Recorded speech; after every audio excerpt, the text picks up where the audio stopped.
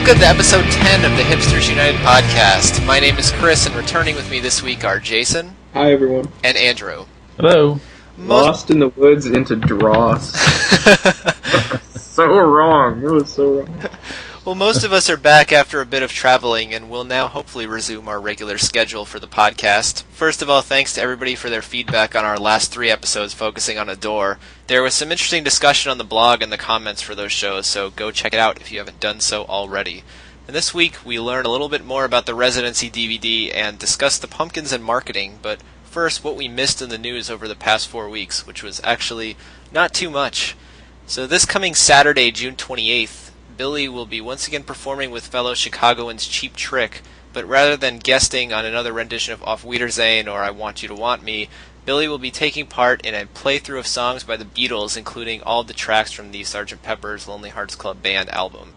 The concert is in Los Angeles. Are any of you guys planning on making the trek and attending? No. No, I'm going to be seeing the Indy Cars that night in Richmond, Virginia, so... And unfortunately, Jill's not here. I know she had mentioned possibly making the trip from Vegas, but maybe she's already on her way, and that's why she's not on the podcast this evening. Perhaps, yeah. I think we're going to have to demand that she go in someone has to be not there. being on tonight. Yeah, maybe she can audio blog from the concert next week. Good idea. So have you guys listened to an email right now. Have you guys listened to the or checked out any of the... This is the second time that Cheap Trick's done this, isn't it? Didn't they do the same playthrough of Sgt. Pepper's last summer, I think? I think I read something like that. I think I read, yeah. It sounds familiar. But Billy, I guess, wasn't involved since he was in the midst of the Residency shows, or I guess the Asheville shows at the time. Are either of you big Beatles fans? Is there some Sgt. Pepper's Cheap Trick connection that we should be aware of? Not that I know of. Yeah, not sure. I think, I know on their greatest hits, one of their greatest hits, they have a cover of a Beatles song, so... Alright, well, I guess they've been known to cover the Beatles before. Well, if any of you are going to be in the area, feel free to send us an email, maybe record yourself talking about the concert, and we'll put you on the show next week. Otherwise, maybe we'll talk about this next week if anything exciting happens at the concert, since it'll be on Saturday. Yeah, send in your news tips to the blog. What's that URL? That's hipstersunited.com there, Jason. /blog. Click on contact toward the top. Well, last month, SmashingPumpkins.com confirmed what had already been widely known from interviews, that the band will be releasing a new single in September, presumably to coincide with the start of the 20th anniversary tour dates. No details were given about the title or musical style of the song, but that doesn't mean we can't speculate about it. Andrew, do you have any guesses on musical direction for this? It's their first single as a band freed from the shackles of a label. Do you think they'll go any wild new direction? It's hard. Well, it could be anything. The samba. The Super Christ was the last semi-release because they did a video for that, and that is a fairly different a different style of music, and the video is very something I had never really tried before. So I'm guessing it'll be something poppy along the lines of Tarantula. Something poppy, power poppy, rock on the rock edge, but with a pop sheen, like what Tarantula is. A solid backbeat. Would you get a dance to it? No. No. I think they're going to be looking for a hit, but who knows what that means. I mean, they've had hits in various forms, from the Rat in a Cage song, which is kind of a Seattle-type song, to 1979, to Tonight Tonight, to to Today. So I don't know. The hit single doesn't have a real formula as far as the Pumpkins are concerned. Well, we know that they've kind of talked about the many musicians thing for the tour. I wonder if this song... I think they will try and make a hit, because I think this is kind of their FU to the record label kind of moment, that maybe they'll try to say, we could have done this all along, but we were tied down with the label. But I think it may be something that would be easily adaptable to feature many musicians if they do go with the 20 Pumpkins on stage type concert. Yeah, they said they wanted to go grander They wanted to go, I don't know, bigger. Everything wanted to be bigger. That was the last real clue to a direction was bigger, grander, more sweeping. I don't think they said sweeping, but I think they said bigger. I think they said grander. So I don't know if that means longer, like, we think of mayonnaise or something like that, because I don't think that would translate well to a hit. Well, Tonight was probably their grandest single, and that kind of with the orchestral, with the strings that get grand means strings. I was just gonna say it means strings. If there's anything we know for sure about this new song, timpani, slide whistle. Cello. It's got to have cello in it. Got to bring back Eric Remschneider. That's right, electric cello. Just to keep it rocking. But I wonder if it's like if they're trying to write a hit here. There's no album coming out as far as we know. So will they just kind of stick it out there on iTunes and see how many people buy it? If I remember, I think their tentative plans, and only tentative, I wouldn't hold them to this, but were to put out material in little batches as they finish it, and put out something of an. I mean, they did suggest we might see something of a somewhat conventional album form in 2009, but who knows? So this may be the beginning of that. Yeah, I mean, grander. You could think of it in another way in terms of. I mean, the other thing Billy said, he wanted to build up a level of work comparable to Siamese Dream or Melancholy. And I think I joked that he should say, or Machina, too, but he doesn't want to alienate anyone, so he doesn't want to mention that. But those are their, and I wouldn't even include Siamese Dream. I would say the two largest bodies of work are Melancholy and Machina. They both have kind of an animating concept behind them, though the Melancholy one is more loose. It's just sort of like a day in the life of a teenager, and I guess that's not too loose. Well, it's pretty loose. A day in the life. I don't know. Machina obviously has the Machina Mystery, which we all know exactly what that is by this point. So I'm not going to talk about it. But it's on Wikipedia. So. Kids, if you want to read about the Machina Mystery, it's all on Wikipedia. Yeah. The flowchart's on Wikipedia. With its intricate web of connections between love, girl, and, I don't know, death. God, light, glass, and zero. I think I'd just be really surprised if just one song got released. They say it'll be a new single, but they'll have been in the studio for 4 months at that point, and they'll be about to start a tour. I can't imagine them touring to support one song. So I wonder how quickly they got underway, because they were talking about building a new studio. And like on one hand I think, oh good, they're building a studio, and on the other hand I think it sounds like they're going into a cocoon for 15 years. Like, we're building a studio, we're going to build up a huge grand level of work. I'm thinking Chinese democracy. That leaked the other day. 9 songs from it got leaked. It does exist. Yeah, 9 songs. I love that. How would you like the Pumpkins to emerge in 14 years with 9 songs? I mean, this is not going to happen, but I'm just saying, like, there's a little element of fear. Like, we're getting old, we're nesting, just like, this might take a long time before we see anything, but that would be a serious break from Billy's past. I mean, that would be a serious break. The guy has put out lots of music consistently for forever, so I don't really think this is a possibility. I don't really think they're going away. It just kind of smacks of it. You know what I mean? Like the band that gets a little old. I mean, the band that's done this. They get older, and then it suddenly starts to take 2 and 3 times as many years to finish their albums.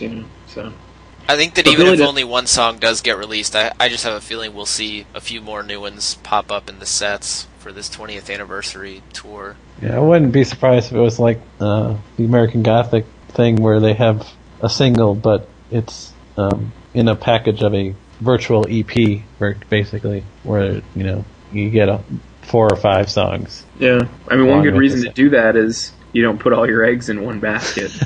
Yeah. You tell your fans for 3 or 4 months, we're going to come out with a song. Then you put out the one song, and it's like, that better be a good song. That better be a good song. Yeah. Well, finally, a few pieces of news have bubbled up, either intentionally or not, about the Residency DVD. First off, a vague release date of before the end of the year was posted on SmashingPumpkins.com, along with a description calling it a documentary chronicling their 12 straight shows at the Fillmore in San Francisco in July and August of 2007.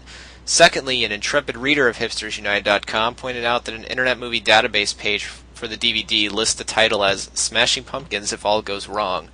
Not many other clues can be found on the IMDB page that are all that meaningful, but Jason, you speculated that the title refers to tensions between the band and the crowds during those shows. I know some fans might worry that Billy may come across as ungrateful or angry with the fans, but what's your take on it? Well, the reason I said that is if you go back to early May, Billy did an interview with an organization called Artisan News Service, and why don't I just read this quote really quickly.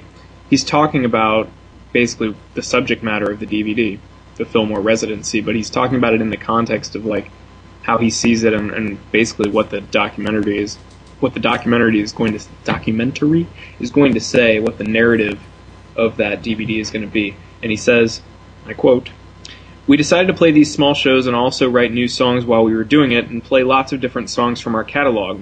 And we were met head on by the new American audience that just basically wants greatest hits. So it was a very interesting dynamic. It kind of surprised us, and the documentary we're making actually sort of charts the progress of our sort of optimism to the shows going in to sort of being surprised and shocked by some of the reactions we were getting, and then the songs that came out of that process." End quote. So, I think that kind of says it in a nutshell. I expect the documentary to kind of, just be that, they're fired up, they're going to, have this creative experience with this audience. They get out there and people are like, waiting for 1979 to play start. Today. So, and then they become really disillusioned, man, and then they start like writing moody songs about their conflict with society and playing those songs, and then people don't want to hear those songs either, but then they're used to it, and that's like the end.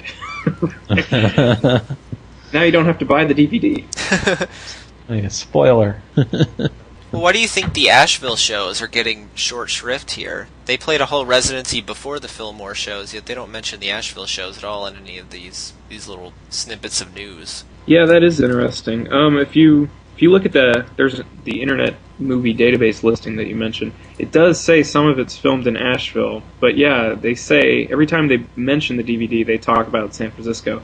My guess is, having been at the Asheville shows, the Asheville shows were the experience they thought they were going to be coming in. And so, a good story has conflict, right? We're all taught that in high school English class, right? And the Asheville shows, maybe it wasn't there. I mean, it was kind of more of a love fest, So, and just from reading, from the time, I remember reading the reviews. I mean, in Asheville, it's a small city, basically 60,000, something like that, in western North Carolina, in a rural area, basically. And, the city was like a big thing to happen to that city. And so people were very welcoming and pretty much took in what the band was trying to do, right? Then they went to San Francisco, and I didn't see this on firsthand, but, obviously the band is saying that the crowd didn't seem very welcoming. And I remember reading newspaper reviews that were harshly critical of the band. So that's my guess, is that the Asheville shows didn't make for the good story. So. Yeah, my parents actually lived near Asheville, so they would send me some of the newspaper clippings from before the shows were starting, and it was pretty much just gushing. They were just, kind of like when teams make it to the NBA Finals or something, and people say, "Oh, they're just excited to be here." It was kind of like that with Asheville. Asheville was just excited to have a big name band coming for a long time and kind of get press about their town. And I'm going to say this is a great thing about the Pumpkins, so people feel free to disagree. I think a lot of bands, that would be their documentary. We came into Asheville, everyone loved us, we rocked everyone. And the Pumpkins are like, let's tell people, hey, we had a rough time, and people were giving us a hard time, and then we gave them a hard time, and yeah, that's the story. A huge element in the story of this band, like the long history of the band, is conflict with audience and conflict with society, and it fits right in with that. So. And I'm not really all that concerned about tone. I know that there was a commenter who commented who seemed kind of worried that it would just be like Billy complaining or something. But I thought that in one of those post-Rock Walk interviews, and it's probably the one that you were just quoting from, I thought he articulated his feelings about it pretty well. And I think that it'll probably be treated like a documentary. It won't be just like come across as Billy whining. Yeah, I hope. Well, hopefully that there's always fear that Billy has this reputation of being a bit on the side of not very appreciative of what his status as being a wealthy rock star, and whining about people don't appreciate me for all this art I'm giving to everybody. But hopefully they'll manage the tone right and it won't come off like that. And I think that we wanted to mention one more thing about the IMDB page. The cast listing on there we thought was kind of funny. So we've got the credited cast listed in alphabetical order is Billy Corgan. It says in alphabetical order. That's an important thing to say. It says cast in alphabetical order, and then go ahead and give the order. We've got Billy Corgan playing himself. We've got Smashing Pumpkins playing themselves. Then we have Jimmy Chamberlain playing himself. And finally, the other guys, Ginger, Jeff, and Lisa, also does playing not say themselves. The other guys. Yeah, Corgan, Pumpkins, Chamberlain, Reyes. Clearly alphabetical order there. Clearly. Hey, my speculation is that somebody knows who butters the bread, and when they went to make, Billy's employee or whoever went to make the IMDb listing, they're like, hey, Corgan goes first. I don't care what it says. He's paying me, so... but just to take that back into what we were saying really quickly about the tone of the DVD, I expect it to be, Billy kind of upset and down on people, at least for part of it. Well, that's all the news we have this week. Now for our in-depth discussion. With the Pumpkins, as with most bands, there is an off-season, kind of between tours or releases, while the band's in the studio working on new material. And during this time, there isn't really anything to promote, and as a result, our usual sources of news, which are interviews and messages directly from the band, kind of slow to a trickle or cease entirely. As a side effect of this, discussion about the band and the fan community also slows, as fans have less on-topic material to discuss. And when the studio time nears completion and a new tour or release is announced, the marketing machine fires up again in an effort to bring fans back into the fold and get them excited about parting with their money for a record or a concert. And there's an old customer service cliche that it's that it's easier to keep a customer than to find a new one, but most bands kind of seem to ignore that. And in this age where people expect a constant stream of information, bands seem to be making things harder for themselves by maybe dropping out of sight for months at a time, even with tools like blogs and social networking sites at their disposal. So, first of all, Andrew, how do you think that this marketing cycle mentality has impacted any past releases by the band, and how do you think things might be different now that they don't have a label to handle promotion for them, for better or for worse? Well, I think it'll be interesting to see. I know they did some degree of, when they were doing the recording for Zeitgeist, they had a site up, and they had occasional, once every couple months, Billy or Jimmy would have a blog post and say, oh, we did some really neat work, or something, we did a really good session last night, and we're going to burn the lies off your soul. Yeah. So, so that sort of was, it wasn't a whole lot, but it was enough to sort of keep the message board interest going, and let people know that yes, they were still working on the album, that was coming, that any day now they're going to be finished. So I think Jimmy, in hindsight, I think Jimmy underestimated the protective layering that people have built up around their souls. Because it doesn't seem that Zeitgeist penetrated. Yes. It's sad, really. So, I don't know how much of that was it'll be interesting to see how much of that site, the news cycle that they decided to put out there, was Warner Brothers saying, you need to make sure that there's some interest, and make some posts, or if they were truly interested in letting the fans know that what was going on in the studio. So now that they don't have the label on there prodding them, giving them advice as to, oh, maybe you should do X, we'll see if what their idea is of what they should be doing promotional wise. And at the present time, it seems like it's doing nothing. They're very much in their cocoon right now. There's been no pronouncements from inside the cocoon. So it's early going, so maybe that'll change as the summer goes on. But the strong impression at this point is that the webmaster is writing whatever's appearing on the website, and it's very much not coming directly from the band. In fact, it's very indirect, whatever's appearing on there. It sounds like, I heard a hint from somebody the other day. This might happen. Stay tuned. It's definitely not. I mean, but you got a two-man band at this point, and obviously the principals are going to be busy with a lot of things. I mean, everything goes through Billy, so you're basically hoping he's going to scratch out some time to write something, and he's a busy man. He's a busy man.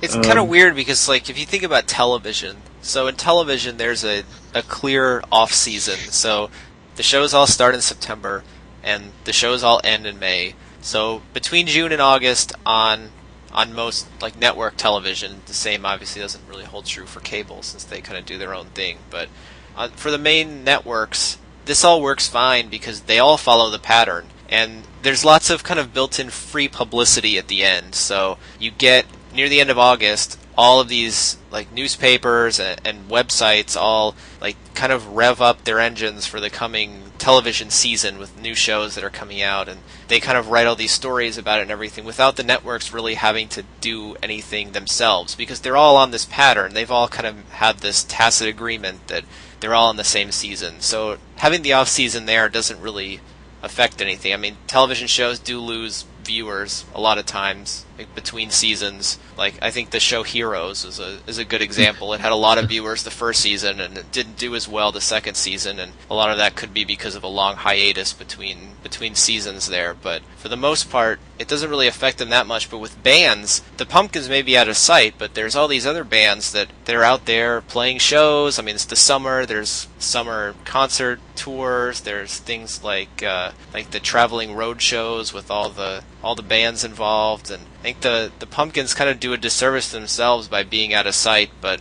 I mean, they do need time in the studio to record something. And not having a label now, I think there will be more opportunities for unique promotion. I know that Billy has talked about in the past, like, having ideas for promotional ideas. Like, I know one he mentioned was re-releasing albums, like doing kind of a super re-release of Siamese Dream with extra songs on it and things like that the label has kind of said no. So I think they'll have more opportunities to do things like that, but it'll kind of, like you guys said, it's going to require more direct involvement from the band, and that takes time away from performing and recording music, which is, it's not only what they love, but it's also their core competency, if you will. So, I mean, they're not marketers, they're musicians. And I think they have ideas, like they have, Billy certainly has ideas about what he wants to do, but he's not a full-time marketer, so. I absolutely agree, and I think they've proven themselves not to be that great at marketing in the past. And I think I don't think they make very good hires. I don't think he has very good people. Not to name names, because I won't. But, it's in a lot of ways it's a one-man operation. And I mean, he does have some close associates, I think, but how much they can really do to help. I mean, how much creative control are you really going to be willing to give up? And because it is when you're talking about a rock band, everything you do is kind of viewed as an artistic expression in some way, Yeah. And even, I mean, it might sound, just hire a marketer, like somebody who's really good at marketing, but then, like, they start doing things, and then people start perceiving that as, like, something you did that reflects on your art and compromises the integrity of Cherub Rock, which was a song I've loved for all these years. Now it's being used in such and such way. I'm not saying an advertisement necessarily, but I don't know, anything. And, Billy Corgan can't really come to you and say, well, that was the marketer, because then people will be like, oh, you used a marketer. Oh, my gosh, it's like, it's totally ridiculous. But that's the trap, It's like if you hire people, you have to, to get value out of them, you have to give them control, but to give them control is to dilute the product, and it's a real bind. You can do more with those people, but the more might actually screw up some essential thing that really matters to your success. So, I don't know. Yeah, that's a good point. That especially Billy Corgan is Smashing Pumpkins, and everything that gets done as a Smashing Pumpkins, even if it's not a song, in their name reflects on some sort of the vision that Billy has, and so it's important that who are the people he gives license to release or do things in his name that he has a lot of trust in, and he probably keeps that number of people. Yeah, he's got to be careful about who he lets makes those sort of choices. Yeah, they do have. The website does have this interesting initiative this week that I blogged about, which is that they've hired 5. I don't know if I want to call them writers yet, because I haven't seen them write anything. They've hired 5 people, and the people are going to start writing, supposedly, for the website. And these people are fans, right? They're just from the fan community. It was through that contest, wasn't it? Well, I don't think it was closed to non-fans, but I'm sure they are fans. Writing fans, fan writers who are probably fans. But, my understanding is the band is paying. I'm sure they're paying these people. But at the same time, from what I've heard, it seems like it's going to be these people pretty much writing whatever they have to say. So that might be an interesting way to kind of bridge the gap, because you put your resources, i.e. your money, to work promoting the band, and at the same time, you're not in charge of what's being said. Do you know what I mean? You're just saying, hey, write about us, talk about us, yeah. Mm-hmm. but they're not saying, don't say anything about me being bald. So it's my understanding is it's material. It's going to appear on their official website, but not really control. The content is not really controlled by the band. So it's an interesting experiment. It'd be interesting to see if it works. I'm not even sure what it working would mean. Probably if it lasts for 3 months, that would probably be pretty good. But we'll see. Yeah, I think once the tour or the single getting released, like once that starts happening, I don't know if they'll keep doing it, but it'll be less important, I think, that they do. They'll just be natural news going on anyway. There'll be a reason for people to go to smashingpumpkins.com every day anyway, just to see what the set list of the show was, or to see pictures posted from the concert, or read people's comments about the show, or something like that. So I think that in a nutshell is kind of what it's all about. Just you have people during the past year and during the past tours, you have people hopefully kind of making it a habit of checking the site every day, at least this is success for the band, I would think, is to get these people kind of checking the site every day and taking part in the discussion on there and posting their pictures and reading about what people have to say. And when it all kind of slows down, all these people are not checking the site every day anymore because they aren't expecting anything to be up there. But if these people really are, I think it said they were going to be posting, there's 5 of them posting 1 story a week, so that would be cover every day of the week. I mean, that's a reason in and of itself for people to go and check the site every day, and that just kind of keeps it going while the band isn't producing any material themselves for people to go check. And I don't know, just to clarify, the site we've been talking about for the last few minutes, smashingpumpkins.com. Right, for once we're not plugging ourselves. Not hipstersunited.com, our website where we write about the Smashing Pumpkins every day. Just making that clear. We are, and we say that they're not very good at self-promotion. We're even worse. So let's say that Billy listens to our podcast and hires the 2 of you guys to be in charge of marketing for the band. How would you go about retaining fans and keeping people engaged? Like, is this what you would do? Have people writing a writing something every day during the week, or do you have some other things that you would do to kind of keep the fires burning? Andy, you go first. Okay, well, oh darn it. I would think I would go a different direction. I would think, I would think my direction if I was Billy Corgan, I would be, and I wanted to keep people interested in the site. I think a post from Billy a week or a post from Jimmy a week about what's going on in the studio and what's how things are shaping up, what's new in Jimmy or Billy and Jimmy's life. Do they go see a Cub game? Once a week, I think, would be enough to drive traffic to the site and keep people interested. I think these people who are going to be writing, they're not going to be sitting. Keep in mind, they're not sitting in the studio, documenting the recording of the new Smashing Pumpkins songs that they're writing. So they're people who have writing essays about Smashing Pumpkins, presumably. Hopefully there'll be some interesting topics, but I don't know how, once you get past one or two essays from the people who they hired, it's going to be interesting to see how the interest level and what the topics that they find to write about keeps up over time. We'll wait and see. I'm not dissing the people who they hired. I don't even know who they are. And I didn't get hired, so I'm not one of the people. I wrote a post to the blog about once every 2 months. So beyond this podcast, so I'm not the most prolific blogger in the world either. So it's hard to find things to write about sometimes. So I'll be interested to see what these people find to say, and if they prove me wrong and write some interesting things, it'll be interesting to read. It's to have a total aside really quick, but one of the things about our blog, Hipsters United, we aren't making any money. We have no revenue, and in some sense, I kind of like it this way because we aren't compelled to write. We don't. If there's nothing to say, we don't say anything, and I think that can actually be really healthy because I see a lot of sites, a lot of blogs that are advertiser-driven, and the way they attract traffic is by saying something inflammatory because nothing drives the traffic like being a jackass, And I see a lot of blogs like this, and I criticize a lot of blogs like this on our blog, but that's one of the reasons we haven't.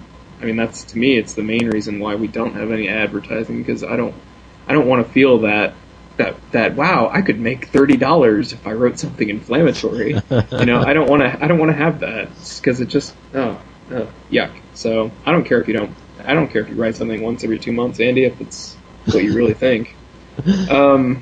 Okay, back from my aside, and now I have to answer Chris's question.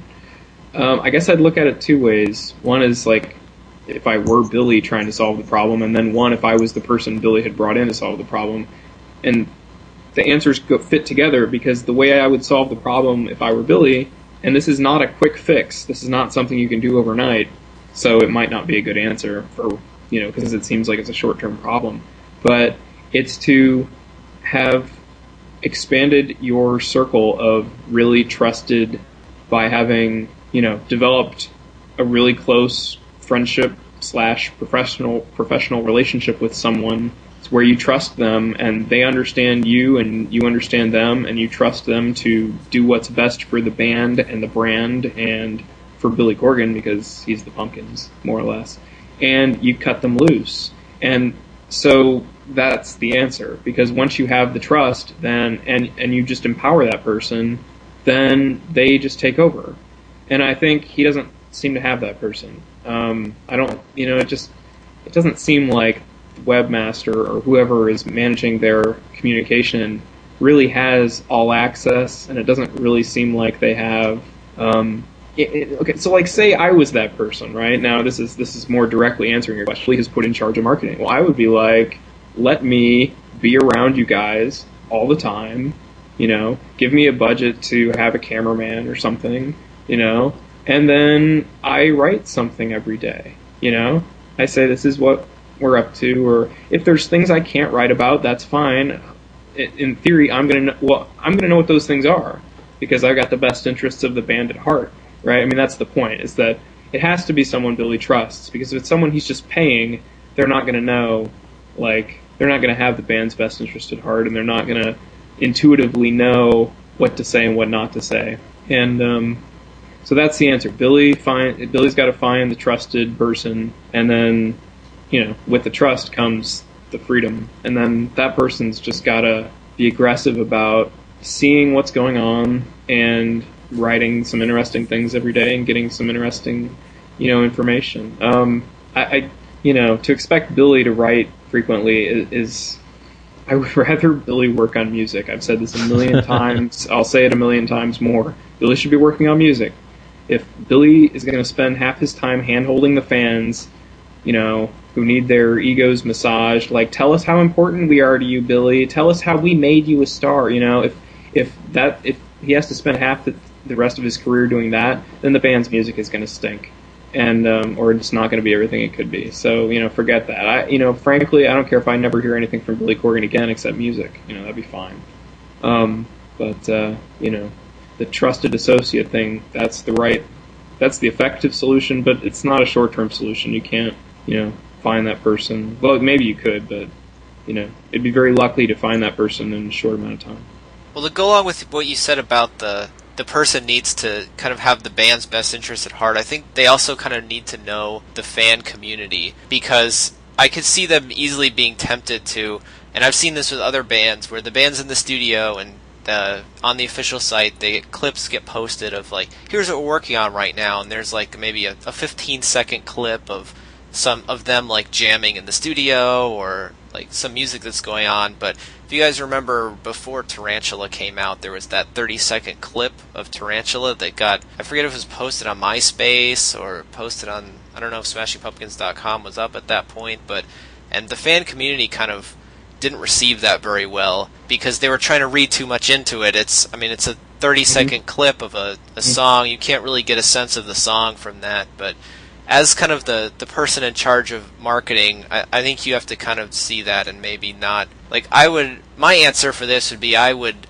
just like you guys have more frequent blogs from the studio on the official site and kind of use the official site to its full potential. So you've got a framework there for making blog posts, posting videos, posting photos. So go ahead and do it, but I don't think I would actually reveal any clips of the music that's going on, because I could easily see it, especially on some of the fan sites, just kind of spiraling into I don't like that like minor chord they used there, like this next album's gonna suck.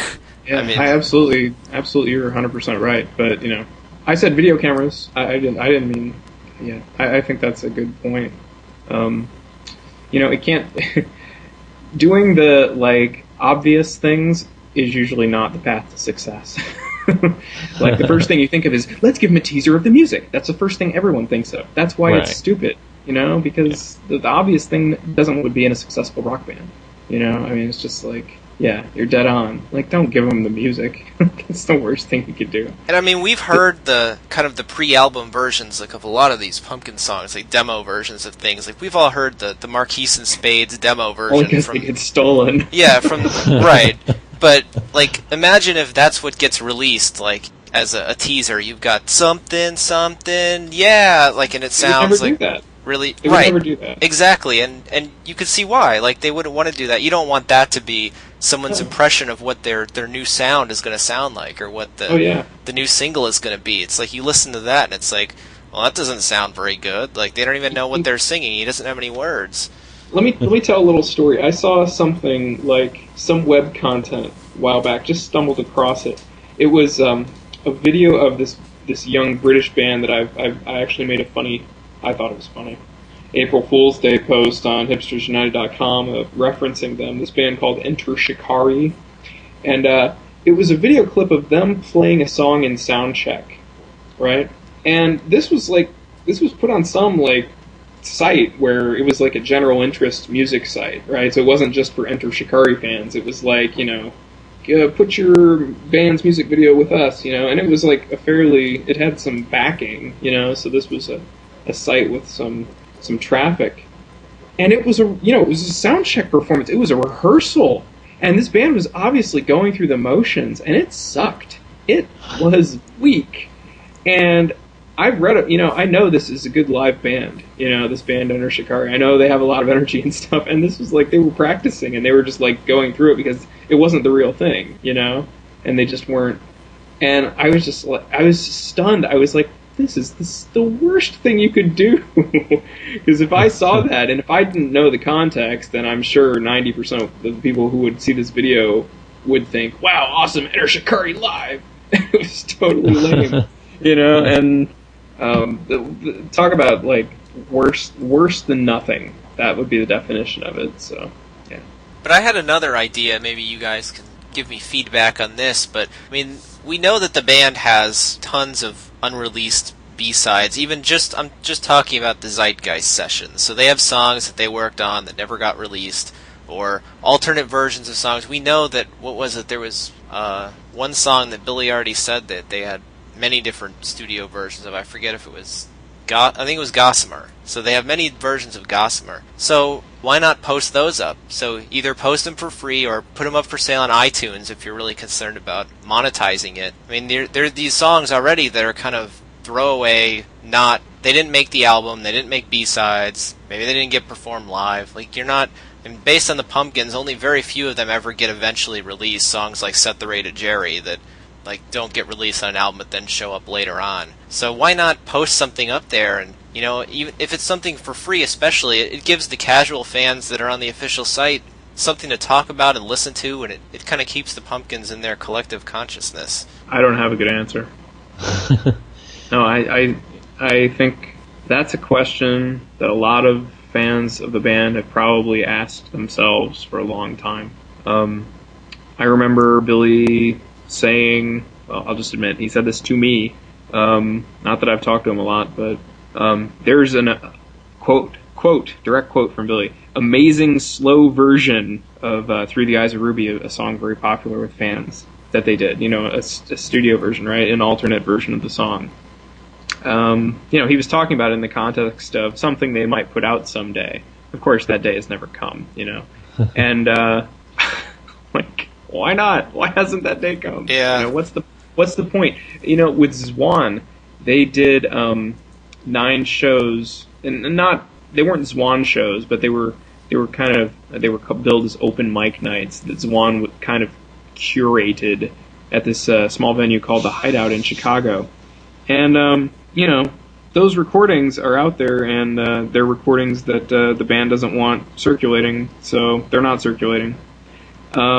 And nobody cares anymore. I mean, I'll just be perfectly honest. Nobody cares about that music anymore. And basically, it just got wasted.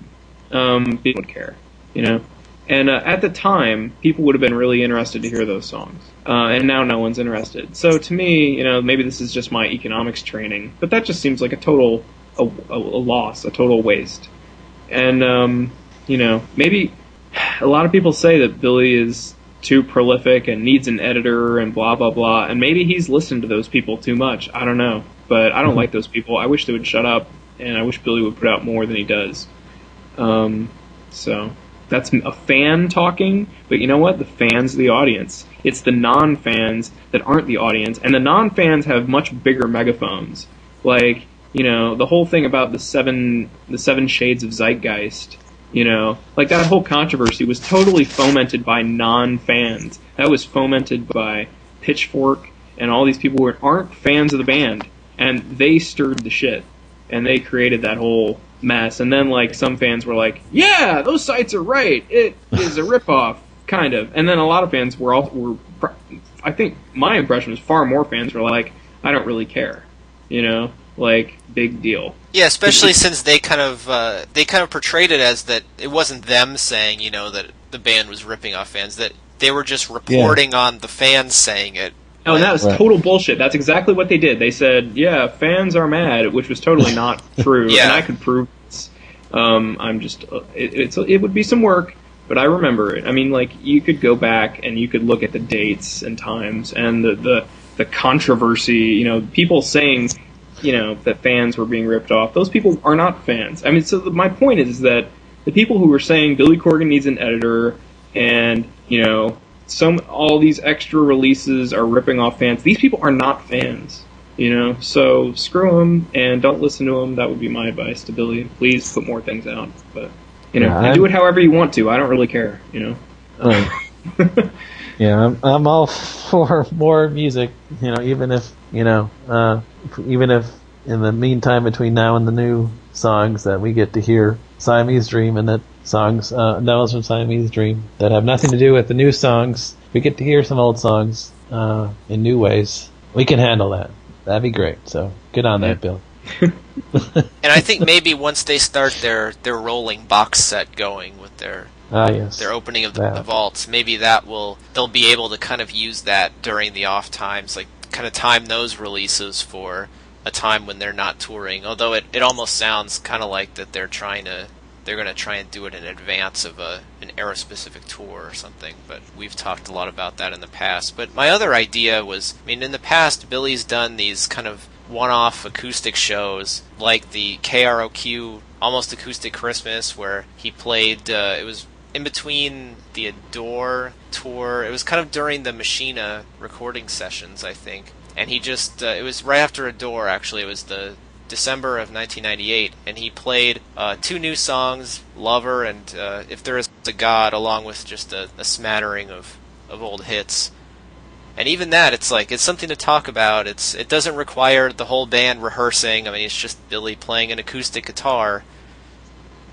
And, that's something to talk about. It gets bootlegged around, people hear it, people get excited about the new songs that get played. And it seems kind of spoiled and demanding of me to say, Billy, go play a show. But if I were kind of hired as their marketing person, I might float that idea and say, hey, why not schedule a surprise solo acoustic show smack in the middle of the nothing going on? So they're recording in Chicago, do it in Chicago somewhere, leak the news to the fan community a day before or 2 days before. It'll keep people on their toes. So if that happens once or twice during these off times, people will be looking out for it. People will be paying attention. Well, 2 things I would say about this. And they both have to do with this particular point in time, this point in history. One is just that,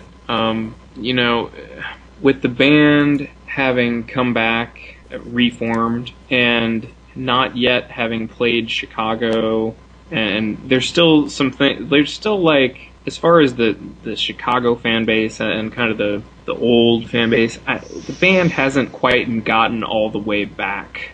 You know what I mean? Yeah. And it'd be an awkward time for Billy to walk out and play a solo acoustic show anywhere. It'd be awkward for him to do it in Chicago because I don't think that's the comeback he wants, and I think it'd be awkward for him to do it anywhere else. So there's just that. And then my other thing would be, remember what we were talking about with the DVD. I think the band's perception right now is that, I think this is a wrong perception, but I think they think the audience that is paying a lot of attention, like the hardcore fans, I think they think that audience is not there. I think they think they've been replaced by people who just want to hear the hits or something. There might, but so you know what I mean. It's kind of my way of saying it's not 1998 anymore. If Billy walked out and played a solo acoustic show today, would people be excited? I think if the right people knew about it. But your point about Chicago, I think, is spot on. At this point in time, doing it in Chicago would be a really bad idea, I think, especially in their minds. After the big comeback show in a couple of months, anything will go, but I think we qualify that, I think. All right. Well, Andrew, what happened this week or last week in Pumpkin's history? All right. Well, this week, actually was we're talking about yesterday in Pumpkin history. June 21st now I've lost the year in my memory. 2005. Yes, 2005. The Billy's ill-fated solo album, Future Embrace, was released. Ill-fated. And sound like it drowned. certainly was a loud, landed with a thud in terms of what happened with it. I just listened to it for the first time in a while today, and there's a couple of good songs on it, but all the songs kind of sound alike, and they all sound like a New Order or a Cure tribute album. So I don't think it's really surprising that it wasn't received all that well. And if the fact that it didn't get received well is the reason that the band's back together, well, it had one excellent legacy in history. When you go back and watch the video for Walking Shade, it's shocking the album wasn't more successful. I mean, that's just a great video. Billy's like flying on a bicycle with a leather helmet and dark, funky glasses from 1883. I mean, it was so resonant. It captured the zeitgeist, if you don't mind my saying. And yet, the album just didn't succeed. Yeah, Andrew, I think I'm with you. It had maybe a couple of good songs, but it seemed I'm staking out a different position. I'm just kidding. They just all kind of it seems very muddy, like very slow and plodding, and... Yeah, I was actually... Wait. I just was re-looking at the liner notes today, and I was thinking, oh look, my favorite song is the one song that Jimmy had a hand in. So I think that says a lot as to why Jimmy and Billy had to get hooked back together again. Jason, are you going to rise to the defense of the Future Embrace there? No, I'm going to make fun of you for like why you criticize it, because it's the same reasons that Adore sucks. And, I don't know. I think at root... It's plotting, it all sounds the same, it's too electronic. The Adore songs were good, though, if you strip it all down. At least I think that they're good, obviously. It's just my opinion. But as far as Future Embrace goes, I think even if you stripped away all the production and the electronic beats, there's probably only really maybe 2 or 3 songs that I actually would like. Now, have you heard the concert where he does just what you're suggesting? I think I listened to it once. July 28, 2005, the Marquee, Sydney, Australia? Yeah. It's off the top of my head. I think that's a pretty good show. I don't think it's a great show. But I think it's pretty good. I don't think the songs are that bad. I think there are 2 classic Billy songs on that album, and they both do sound... They are the most Smashing Pumpkins sounding songs, I admit. Walking Shade and Mina Loy. I think those are really good songs, and I would add The Camera Eye as the third song that I would consider a good song. I'm gonna leave that one out. I like the one Andy mentioned too, though, DIA. DIA. Yeah, I don't know. I don't think the album is terrible. I don't think it's that great, but whatever. I mean, can't bat 1,000. Gosh, I was gonna say something. Oh, I was. This is a little tangential, but I always think about Radiohead just because they're, for whatever reason, the most popular band of the rock alternative genre with people who think they are really smart about these things, right? Would you either of you disagree with that characterization of Radiohead? No. Oh, I almost said they can't make a bad song or an album. Yeah, exactly. That is such is their reputation. Yes. Exactly. So they're a yardstick. They're a comparison point. I mean, I think, and it actually occurred to me we might do a whole podcast about Radiohead at some point. Not really about Radiohead. Radiohead in context with the Pumpkins, but just the whole theme of this podcast. Or sort of the thing with the documentary and the thing with the marketing. This idea that the band has come back and they feel like the fans just want the greatest hits. Radiohead's fan base seems to believe that they are some sort of like jazz fusion, like art, muso experience that they just sit there and like it makes them better people, like a really high quality wine or something. It's something you're supposed to appreciate, even if you don't really appreciate it. You're supposed to say you appreciate it. It's like Radiohead is like an experience of high art, or it's reputed to be. Clearly, the Smashing Pumpkins do not have that brand in the marketplace. They are the band of Rat in a Cage and the 1979 song, and so you put out something like the Future Embrace, which I'm not saying it's, great. I'm not going to say that. But it's something that, if you had the reputation of being this artistic muso band that everyone is just going to take whatever you put out and not really care if it... I'll be honest. I think most Radiohead fans, they don't have the great appreciation for Radiohead that they really claim. Not on a gut level, not on an emotional level. It's more like, don't you love Radiohead? Aren't they so great? Yes, I love Radiohead. They are so great. I think they're even greater than you think they are. Oh yeah, right. That's kind of, it's a big circle jerk, right? And if Tom York put out his boring solo record, it would be hailed. It wouldn't even matter if you didn't feel it at all. In fact, it's when Tom York puts out something that actually evokes some sort of natural human reaction of enjoyment, that's when people criticize it as, harking back to the Bends before they went, oh no, before they became high art, this Radiohead song resonates with the lower classes. I cannot like it, and so, yeah, if Radiohead puts out something that's totally opaque and slow and not any fun to listen to, it'll be hailed. If the Pumpkins do it, it's a bomb, But the weird thing is the Pumpkins are almost in a no-win situation now because they put out Zeitgeist, which I think has a lot of great songs, and I don't know, I don't quite get it. So Billy's he can't win for losing right now. So, but I'm just the Radiohead contrast I think is always an informative, interesting one. So the Future Embrace, could have been, if they had a different reputation, probably viewed as some sort of revolutionary genius, even though it's not. I want to make this clear, it's not. It could have been hailed as such.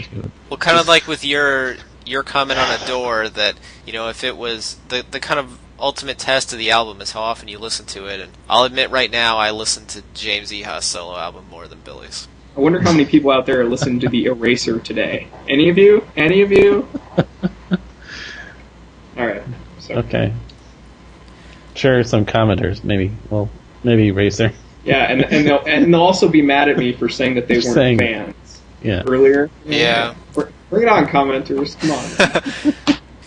We're gonna put advertising just on the post of this podcast, and we're gonna make a ton of money. All right. Sweet. Controversy? Okay. Well, on that note, thanks to everybody for listening this week, and if you have any feedback or suggestions for future episodes, or if you want to take offense to Jason insulting your fanhood, please leave comments in the post for this episode on hipstersunited.com or use the contact form at hipstersunited.com/blog/contact. And our closing song this week is probably my favorite off-season gem, Lover, from the KROQ Almost Acoustic Christmas on December 12th, 1998. Jason and Andrew, thanks for joining me. Good night, everybody.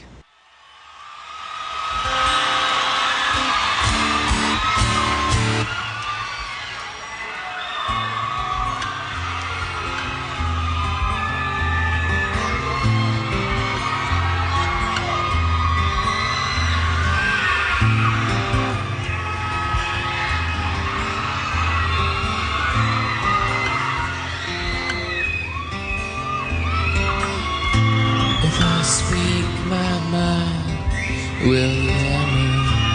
If I reach to you, will you feel me? If I kissed you, would you love me? One last moment to break your heart, one last love to tear apart. Don't wanna be a lover, don't wanna be friend, but the spell we've surrendered, so just let me pretend you don't exist. A connection is fixed.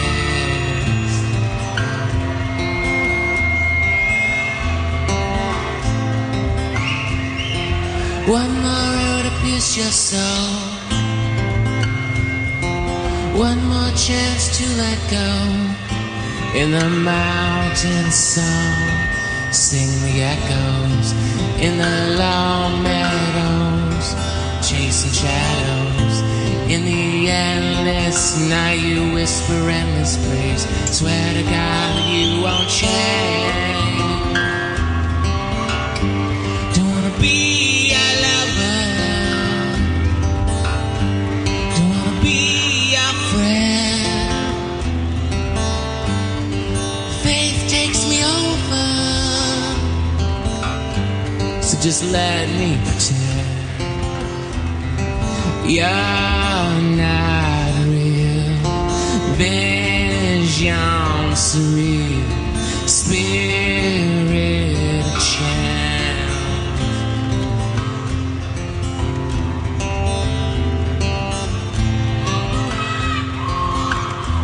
Don't wanna be a lover, don't wanna be a friend. If I fall in love, will you forgive me? If I lose my way, will you choose me? If I change my mind, will you change me? The Hipsters United podcast is not affiliated with or endorsed by the Smashing Pumpkins or Warner Brothers Reprise Music. All opinions offered by panelists or guests of the Hipsters United podcast are their own and do not represent the opinions of the Smashing Pumpkins. All audio used during the show is licensed for non-profit use per the terms and conditions on the Live Music Archive at archive.org. Intro music is from the Machina 2 album released for free download on the internet by the Smashing Pumpkins in August of 2000.